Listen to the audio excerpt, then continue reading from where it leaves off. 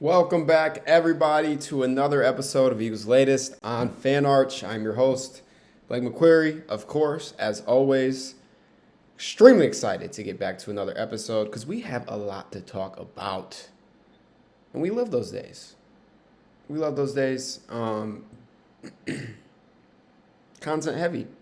Content heavy. Some breaking news.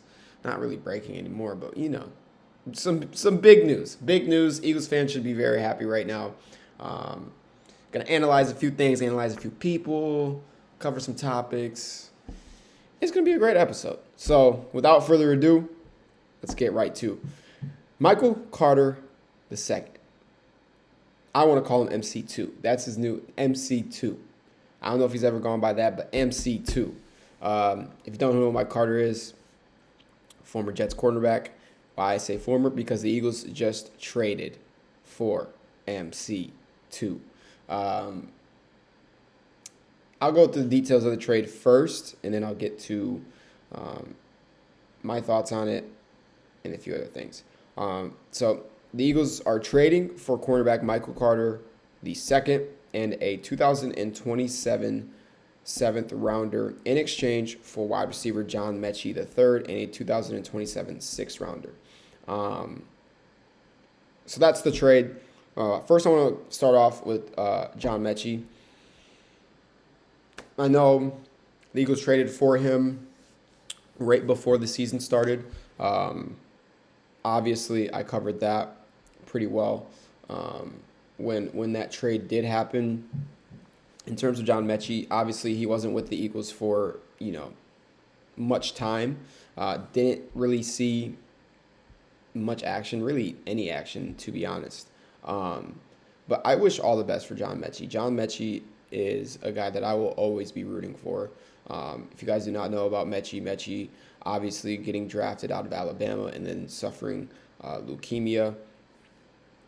Didn't play his whole rookie year and then fought back, beat it, and is now back on the NFL football field. So I always root for John Mechie, man. Wherever he is, I am rooting for him. Even if he is not on the field making an impact, I'm always rooting for him to be on an NFL roster, getting money and making money. So shout out to John Mechie. Now, Michael Carter II, MC2. First and foremost, here's how badly he wanted to join the Philadelphia Eagles. Sources say he agreed to delete the $5 million guaranteed for injury in his 2026 contract year to complete the trade to the Eagles. He got rid of $5 million. He sacrificed $5 million to come and play with the Philadelphia Eagles. That is how badly he wants to be on this roster. That I don't know if I've ever heard of somebody deleting $5 million out of their contract. Restructuring it, yes. Deleting it, just absolutely just saying, you know what? You know what? Fuck the $5 million. That is crazy. So that shows you how bad he wants to be an Eagle, and Eagles fans should be very, very ecstatic about that. Let me just talk about his stats real quick, because I don't think Eagles fans probably haven't really heard much about him, seen what he can do, things like that. In his career, he has played 5 NFL seasons. He's only allowed 3 touchdowns. That is insane. Insane. Absolutely insane. Lockdown. Does his job very well, if you can't tell. His career stats: 64 games played, 13 starts. He's had 125 total tackles, 91 solos, 5 tackles for loss. In coverage, he's had 23 pass deflections, 45 of 78 targets allowed. That's like a 78.2 rating. 4 interceptions. He's had 2 forced fumbles, 2 fumble recoveries. I mean, he's a dog. He is a very good NFL cornerback. across 60 career games, 1,586 coverage snaps, only 3 touchdowns. He's only committed 8 penalties. He's never allowed more than 1 touchdown or committed more than 3 penalties in a season. I mean, he's just consistent in doing his job at a very, very good rate. Very good rate. I think this is a great trade for the Eagles. It's funny because literally last episode I was talking about how the Eagles don't need to go and make a I said the Eagles don't even need to go make a trade. I was on the side of don't even make a trade. Just at this point in the season, I don't really find the need for it. They clearly were showing the past 2 weeks that they could win with what they had, and they had guys on the brink of coming back after the bye. So I was like, I don't really see the need to go trade, and I mean, I'm not going to get ahead of I don't want to get ahead of myself. I don't want people to get ahead of themselves. We have not seen Michael Carter play in this system with this defense yet on this team. So we don't know. I mean, this trade could end up being very bad. Knock on wood that it does not. But based off of what he has been able to do in a Jets uniform, the preconception is that this is a pretty good trade for the Eagles, and I hope it works out. I think overall the best thing about this trade and about MC2 is he has played 2,212 of his 2,610 snaps in the NFL at slot cornerback. He's only played 46 snaps at outside corner. So this move right here gives the Eagles the ability and the confidence to move Cooper DeJean to the outside. There is a very high chance that is why they are trading for MC2, is because they know that he can play nickel at a high slot. So why not move your franchise guy, soon to be Cooper DeJean, to the outside? I mean, that's been the talk since the NFL season started, is when are they going to move Cooper DeJean to the outside? Can they move Cooper DeJean to the outside? So that's huge. Absolutely huge. And I think that's the biggest takeaway, essentially, of this trade, is you now have a guy that you can plug in at slot and move Cooper DeJean outside of that slot. And now you have Quinion Mitchell and Cooper DeJean on the outside with MC2 at slot, Reed Blankenship in the back, Andrew Makuba. I mean, dominance, complete dominance. But like I said, overall, love the trade. Absolutely love the trade. I think it's going to be a good trade, but not going to get ahead of myself right now. We have not seen him play in an Eagles uniform, so we will have to wait and see. But Howie Roseman, what a guy. What a guy. He might have done it again. Absolutely might have done it again.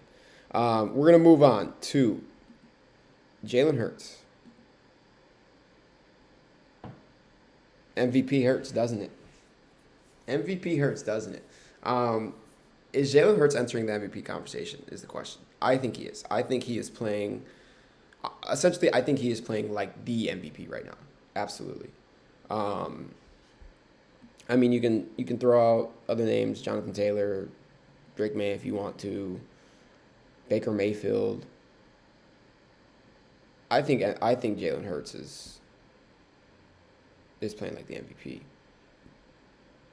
He followed the week with a perfect passer rating by matching his career high with 4 touchdown passes against the Giants. The Eagles sitting at 6-2. They are one of the teams atop the NFC. He has 15 touchdown passes. That is his most through 8 games in his career. He's only thrown 1 pick. That's what I love. 1 pick. Extremely disciplined. Extremely disciplined. His passer rating of 114.4 is also his best. 5 rushing touchdowns. I mean, I think he's playing. I think the ability of Jalen Hurts in the pocket with his arm, with his legs. His ability, given whatever the defense wants to make him do, he's able to do that and win games for this team. Like this isn't the Eagles, essentially they haven't been a system that's just a plug and play type of system in the past couple of years. Like you have to seriously sit down and think about that. It hasn't been that system. Any quarterback cannot just come into the Eagles' offense and run it and have success. It can't happen. And Jalen Hurts has been able to do that. And you also bring in the factor of he has had 4 offensive coordinators in 5 seasons. Like he's not even settling in with one guy as his coordinator. He has had to adjust and change and essentially get used to, different things, different play styles, different play calling styles, I should say. Like that is stellar to me. That is absolutely amazing. And it's really not bad for a guy that they like to just love to doubt, isn't it? It's not bad, ain't it?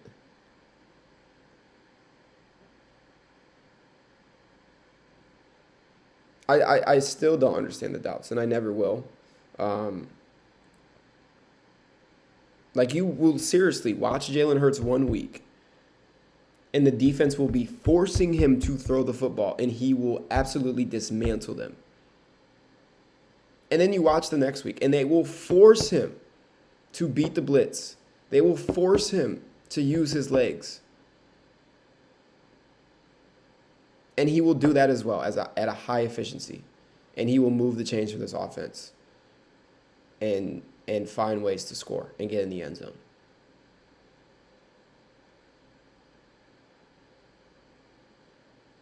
People want to talk about as well, like, oh, the tush push. He's got all these rushing touchdowns and all this running success because of the tush push.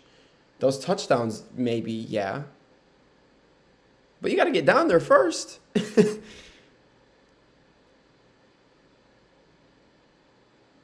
You got to get down there. What is the ball just traveling down there and then Jalen Hurts just picks it up and they just tush push it in for his touchdown? No.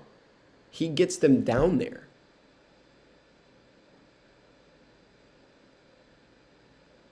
So I think essentially with Jalen Hurts, it goes far more than stats. It goes to impact. And that's what MVP is. It's the most valuable player.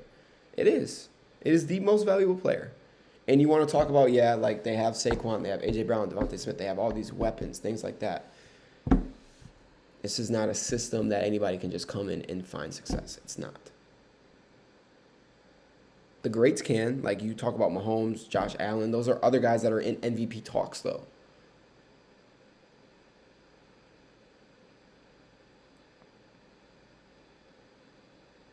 So, with the doubts of Jalen Hurts, things like that, I don't know. And I totally expected this season from him. Everybody talking shit about him, questioning his worth as an NFL quarterback, questioning his abilities this offseason after doing what he did in the Super Bowl, becoming he's a Super Bowl MVP. I don't think I've ever heard anybody talk badly about a Super Bowl MVP as they do with Jalen Hurts. It hasn't happened. I haven't heard about it. Ever. Unless it's like one of those fluke MVPs, Super Bowl MVPs. Like I've never heard anybody talk badly about a Super Bowl MVP like they do with Jalen Hurts. Odds makers with, I think BetMGM, they still don't have him as a front runner. He's plus 2,800. That's 10th best in the NFL. He's behind Matthew Stafford, Daniel Jones, Jordan Love, Jared Goff, which I think is BS.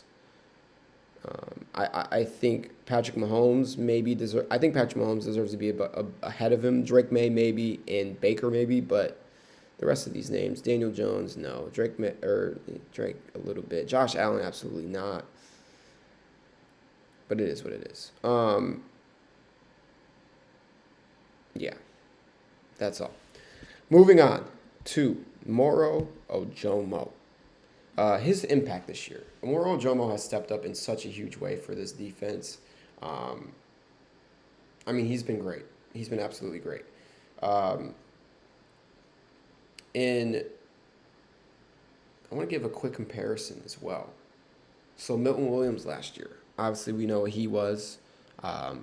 Great defensive tackle for this defense last year. Had a great game in the Super Bowl. Went to the Patriots, got paid. Was a huge loss for them. It was one of probably the Eagles' biggest losses in the offseason, and how they were going to fill that hole, fill that void, fill that gap. Moro Ojomo has done it. In 8 games this year, Ojomo, 208 rushes, 4 sacks, 6 quarterback hits. Milton Williams in 17 games last year, 418 pass rushes, 5 sacks, 10 quarterback hits. He's on that pace. He's on that Milton Williams pace, I'm telling you. He is absolutely filling the void and filling the gap. Milton Williams, 3.5 sacks and 25 total pressures in 211 pass rushing snaps so far this year. I'm sorry. I apologize. This year, Milton Williams with the Patriots, 3.5 sacks, 25 total pressures, and 211 pass rushing snaps. Moro Ojomo this year, 4 sacks, 28 total pressures, and 208 pass rushing snaps. He's essentially having a better year than Milton Williams. I mean, it's literally by a landslide, a hair, but he's having a better year. I mean, he has been absolutely amazing for this defense. He entered this season with 1 sack in 29 games played, and now he's up to a team high 4 sacks in 8 games. He's been amazing, great, absolutely great. He needs to continue the stretch, continue the dominance. He's hot. Jalix Hunt is hot. I just talked about Hunt as well. I think that was last episode. So, I mean, these guys are filling the void. They're filling the gaps. And that's what I love about this defense. That's what I love about the guys in this locker room, on this team. They step up. They really do. Moving on. Third quarter. We are entering about the third quarter mark of the season. And it is time to basically analyze. It's the bye week. We're about halfway through. It's time to analyze the rest of the Eagles' schedule.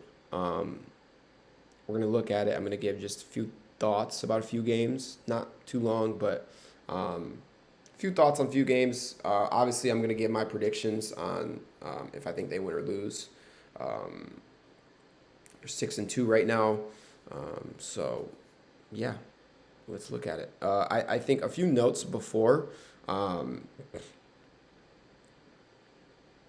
I think Eagles fans should be very, very happy and satisfied where they are right now, especially after the past 2 weeks and their performances that they have been able to put on. Obviously, things weren't great. The first 6 games wasn't looking the best, but essentially you look at past seasons, past years, under Nick Sirianni, this is just what these Eagles teams do. It is. Those first 5-6 weeks, it's really finding themselves. It's really molding together, finding the chemistry. The weaknesses show a lot. The strengths show up here and there. But they manage to win sometimes. In these past 2 weeks have been overall great performances, dominant performances, all-around games. They have played a full 4 quarters on both ends. Eagles fans should be very happy. They should. And now they have a bye week to build off of the great play that they've had the past 2 weeks. And so now they identify the strengths, build on them. They identify the weaknesses, and they fix them. And they come back for the second half and just dominate. That needs to be the mindset. Lock in, identify what you're great at, identify what you need to work on, fix them, build on them, and go and play great football. Now, after the bye week, the Eagles open up in Lambeau Field against the Green Bay Packers. I think this game is going to be very tough. But I think the Eagles are going to win this game. I will have them 7-2 after that. I think the Packers are a very good team. I just think they're not. I don't think they're great enough yet. I don't. So I'm going to give them 7-2. And they beat the Packers. It's going to be tough, though. It's in Lambeau, Monday night game, 8:15 p.m. So it's going to be a tough game, but I think the Eagles are going to pull that one off. Following that week, they stay in the NFC North. They have to play the Detroit Lions in Lincoln Financial. This is, I believe, a Sunday night NFL game at 8:20 p.m. The Lions are a very good team. They are playing very good football right now. Even with the injuries that they've had on defense, like they did last year, they are playing very well. Very well. I think I'm going to go with Detroit on this one. Eagles absolutely can win this game. I'm not saying that the Eagles cannot win this game. Absolutely can win this game. I think it's a 50-50 game. But I think with what this Detroit team is working with and how good they've played, with not even having their star guys out there on defense, it's going to be very tough. So I'm going to have them 7-3. Moving on to the following week, the Dallas Cowboys in Dallas. I think the Eagles are going to absolutely dismantle that defense. Dallas's defense is terrible. Absolutely terrible. Terrible. 8-3 after that. Moving on to the Chicago Bears, November 28th at 3 o'clock p.m. This is in Philadelphia. This Bears team, obviously, they have had good wins. They were on a 4-game winning streak. I don't know. This Bears team is weird to me. They're like I said, they have managed to, build on a winning record, but it's been against teams that have been very mid and subpar. I think the Eagles should win that game pretty easily. I got them at 9-3. The Chargers, December 8th, 8:15 p.m. This is in LA. The Chargers, to me, can be sneaky. They have obviously won some key games. They have lost some key games, got crushed by Indianapolis. I think the Eagles win that as well. So what is that? 6, 7, 8, 9, and 3. 9-3 after the Chargers. Then we go Raiders. The Raiders are terrible. I'm sorry. The Raiders are not good. I think the Eagles will win that. It's in Philly. Eagles by 1,000,000, 10-3. The Commanders, I think this really depends on their injuries. They have obviously battled injuries all year. That has been their struggle this year. They obviously, their record doesn't show for how good of a football team they are. It's in Washington. I think the Eagles get that one 11-3. Bills in Buffalo. That's going to be a very, very tough game in Buffalo. December 28th. Cold is all hell outside. I think Buffalo will get that one right there. So that's 11-4. And then Washington again to end the year out.